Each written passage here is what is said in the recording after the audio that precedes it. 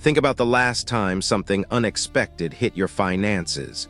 A car repair, a medical bill, an appliance that stopped working without warning, a job situation that changed overnight. Now think about how you handled it. Did you reach for a fund you had already built calm, prepared, in control, or did you scramble? Did you reach for a credit card? Did you borrow from someone? Did you spend the next 3 weeks stressed about how to recover from something that was supposed to be a minor disruption? If it was the second one, this video is going to change how you build your financial life permanently. Welcome to the Wealth Blueprint. Today, we are building something that most people skip, and the skipping of this one thing is the primary reason that most wealth-building efforts eventually collapse. We are building your emergency fund, not someday. In 30 days, and I am going to give you the exact framework to make it happen regardless of where you are starting from. But first, I want to reframe what an emergency fund actually is. Because most people think of it as a safety net, something you build because bad things happen. That is true, but it is incomplete. An emergency fund is not primarily a safety net. It is the foundation that makes every other wealth-building move possible. Here is what I mean. You cannot invest productively if you are one unexpected expense away from needing to liquidate your positions. You cannot take career risks or business risks if a single disruption wipes out everything you have accumulated. You cannot make long-term financial decisions from a place of rational clarity if you are operating in a state of constant financial anxiety. Every ambitious wealth goal you have, every investment you want to make, every opportunity you want to pursue requires a stable foundation underneath it. And an emergency fund is that foundation. It is not the opposite of wealth building. It is the prerequisite for it. Now let me show you what the absence of an emergency fund actually costs. Because most people think of not having one as simply a neutral condition, they do not have it, but they are managing. The reality is dramatically more expensive. When you face an unexpected expense without a fund, you typically respond in one of 3 ways. You use a credit card at an interest rate of between 20 and 24% annually. You take a personal loan at an interest rate of between 10 and 25% depending on your credit. Or you drain whatever savings you have accumulated, which sets back your investment timeline. Let us look at the credit card scenario with real numbers. You face an unexpected car repair that costs $1,200. You put it on a credit card at 22% interest. If you pay the minimum each month, it takes approximately 4 years to pay off and costs you approximately $560 additional in interest. A $1,200 emergency becomes a $1,760 expense that follows you for 4 years. Now consider the same scenario with a funded emergency fund. You pay the $1,200 in cash. The emergency is resolved. You spend the next 60 to 90 days replenishing the fund. Total additional cost, 0. Total emotional impact, minimal. Total disruption to your wealth-building plan, none. That is the real value of an emergency fund. Not the money it saves you in any single incident, but the financial stability it creates across the entire arc of your life. So how much do you actually need? The traditional guidance is 3 to 6 months of essential living expenses. That is the right long-term target. But for the 30-day sprint we are running today, we are targeting $1,000. Here is why. $1,000 covers the vast majority of genuine financial emergencies that occur in everyday life. A car repair, a medical copay, a plumbing issue, a replacement appliance. Studies on household financial emergencies consistently show that having even $500 to $1,000 in a liquid emergency fund dramatically reduces the probability of financial crisis. The goal today is not 3 months of expenses. The goal is the buffer that stops the financial domino effect.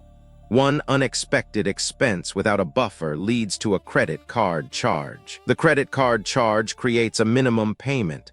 The minimum payment takes money you could have used for something else. The reduced cash flow makes the next month tighter. The tighter month makes the next emergency more likely to cause a credit charge. That is the financial domino effect. $1,000 stops it entirely. Now let us build the framework. 30 days, $1,000, 5 stages. Stage 1, separate the money immediately. This is day 1 and it is non-negotiable. Your emergency fund cannot live in the same account as your spending money. If it does, it will be spent. Not because you lack discipline, but because your brain treats all money in a visible, accessible account as available money. You need physical, visible separation. Open a dedicated high-yield savings account today if you do not already have one. Name it clearly. Emergency fund.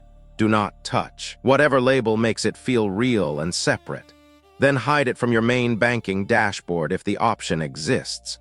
The goal is friction, making it slightly less convenient to access this money, so that convenient spending cannot accidentally drain it. Stage 2. Automate the foundation immediately. Decide on the smallest daily or weekly amount you can commit to with absolute certainty, not the amount you hope to contribute in a good week. The amount you can guarantee regardless of what happens. Even $5 per day. Even $25 per week. Set up an automatic transfer timed immediately after your payday. Not when you remember, not when you feel ready. The moment your income arrives, a portion leaves automatically for the fund. This automation serves a critical psychological purpose. It converts saving from an act of willpower into a default setting. When saving happens automatically, you never have to decide to do it. You only have to decide to stop it. And that decision barrier is high enough that most people never make it. Stage 3. Find the first $200 this week. Your brain needs early proof of progress. Seeing the fund grow in the first week creates momentum that carries the rest of the sprint. Here are the fastest legitimate ways to add $200 in 7 days. Look at every recurring charge on your bank statement from the last 30 days. Every subscription, every membership, every app, every automatic renewal. Find 2 things you can cancel today, services you use rarely or not at all. Even canceling $20 per month frees $240 over the next year and creates immediate psychological momentum. Apply the 48-hour rule to every non-essential purchase for the next 30 days. Anytime you feel the impulse to buy something that is not food, utilities, or transportation, wait 48 hours. The research on impulse spending shows that the majority of impulse purchases are not made if they require a waiting period. That 48-hour pause redirects money your brain was planning to spend back into your fund automatically. Sell something this weekend. Walk through your home with the specific goal of finding 3 to 5 items you have not used in the past year. Old electronics, clothes with the tags still on, equipment you bought for a hobby you abandoned. List them today.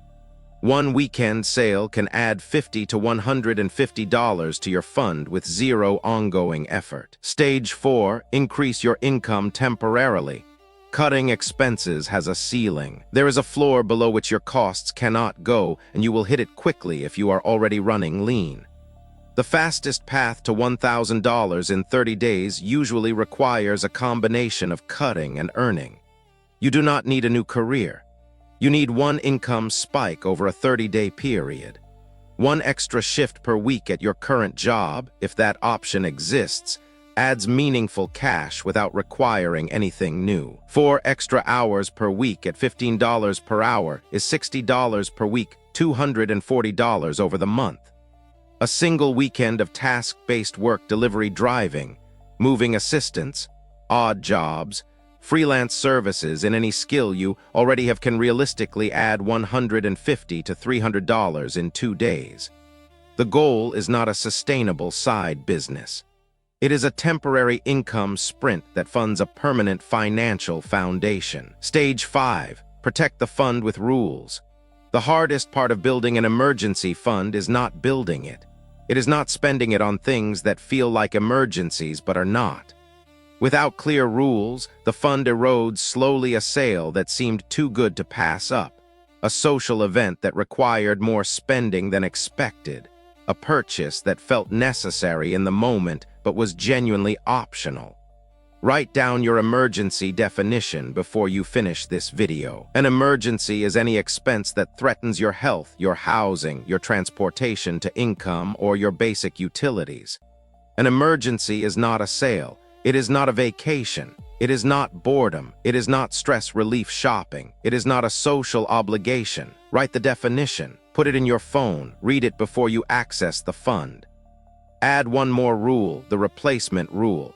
Anytime you use the fund for a legitimate emergency, your next financial priority becomes replenishing what you spent before directing money anywhere else. This rule keeps the fund alive through the inevitable cycles of life rather than allowing it to slowly drain to zero over time. Here is what the full 30-day plan looks like in practice.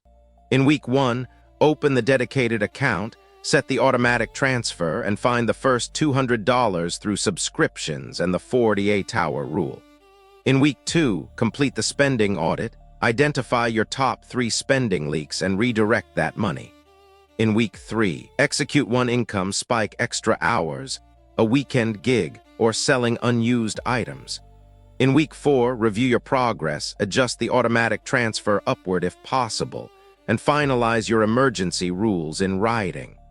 By the end of day 30, you will either have $1,000 in a dedicated emergency fund, or you will be close enough that a few more weeks finish the job. Either outcome changes something fundamental about how you experience your financial life. Because here is what nobody tells you about the emergency fund. The money itself is important, but the transformation that happens when you have it is more important than the money. When you have a financial buffer, your relationship with risk changes. You make different career decisions. You take different financial opportunities.